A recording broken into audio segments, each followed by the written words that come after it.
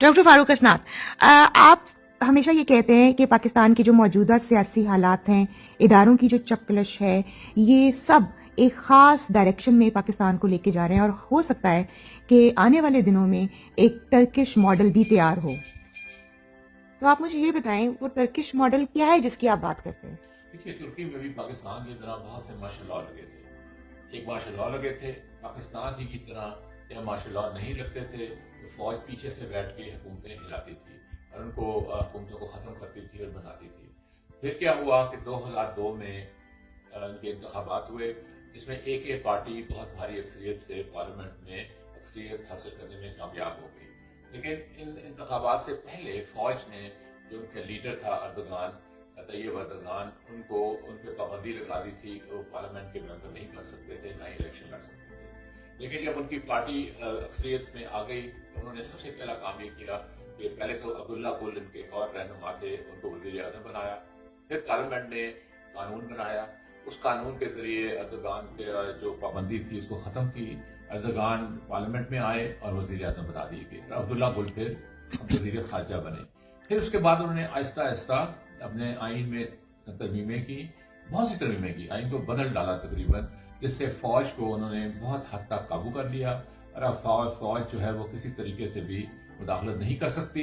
एक अटेम्प्ट हुआ था जो हम सब ने देखा, लोग निकल आए थे, उन्होंने फौज को रोका था। फौज का एक दस्ता था, पूरी फौज भी नहीं थी, तो वो एक बड़ा भोंडा सा अटेम्प्ट था। लेकिन उसके बाद फिर एक वाज़ेह हमें पैगाम मिल गया तुर्की के मॉडल से कि वहां पे अब जमहूरी हुकूमत ही चलेगी और फौज वही काम करेगी जो उसका होता है, यानी सरहदों की हिफाजत करना। तो ये मॉडल हम यहाँ पे चला सकते हैं पाकिस्तान में भी, अगर इमरान खान को डिस्क्वालीफाई किया गया या उनको सजा दी गई। नहीं तो आपको लगता है कि जिस किस्म का स्ट्रक्चर टर्किश आर्मी का है, क्या पाकिस्तान की आर्मी का भी वही स्ट्रक्चर है?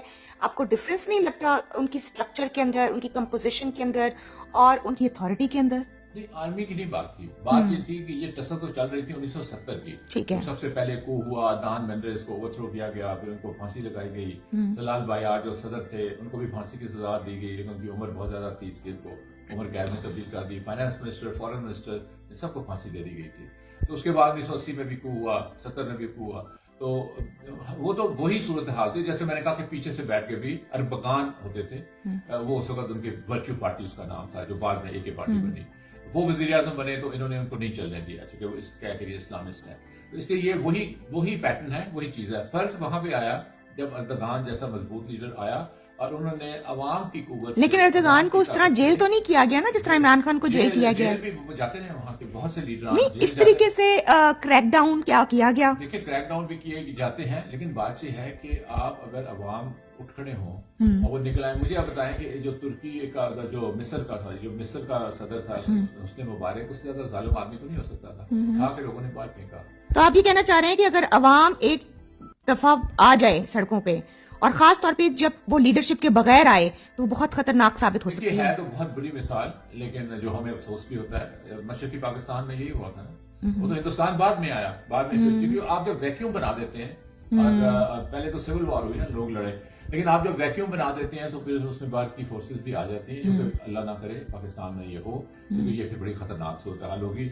हम उम्मीद करते हैं कि ये जो फौज है ये कुछ होश के नाखुन लेगी, अकल करेगी और इस हद तक नहीं जाएगी कि लोगों में नफरत इस कदर फैल जाए कि वो उठ खड़े। लेकिन केपी में जो तहरीक तालिबान पाकिस्तान का एक फैक्टर इस वक्त उजागर हो रहा है बड़े जोरों शोर से, आपको नहीं लगता वो भी इस वैक्यूम की वजह से ही ज्यादा एक्टिव हो रहे हैं? बिल्कुल, वो तो बहुत से और भी फैक्टर्स होंगे ना। और जब आप एक सूबे को एलिनेट कर दें, उनको नाराज कर दें, उन पे जुल्म करें, और वहां पे ही इस किस्म की जो तंजीमें हैं जिनको आप टेररिस्ट तंजीम कहें, वो भी अगर मौजूद हों, फिर आपने अफगानिस्तान के साथ भी बिगाड़ पैदा कर लिया हो, रेफ्यूजीज को वहां भेज के, तो आपने इतने ज्यादा फैक्टर्स अपने खिलाफ कर लिए हैं। मतलब हमने बहुत सारे फ्रंट्स खोल लिए हैं। फ्रंट्स खोल लिया, फिर आप फौजें जो है ना, ये लड़ती हैं अवाम की मदद की वजह से, बिल्कुल, जब तक उनको सपोर्ट होती है। तो आपने एक बहुत बड़े सेक्शन को अगर नाराज कर लिया है और उनमें नफरतें फैला दी हैं, तो फिर कैसे आप दिफा कर सकते हैं बैरूनी कुव्वतों का? मुमकिन नहीं है। Thank you so much.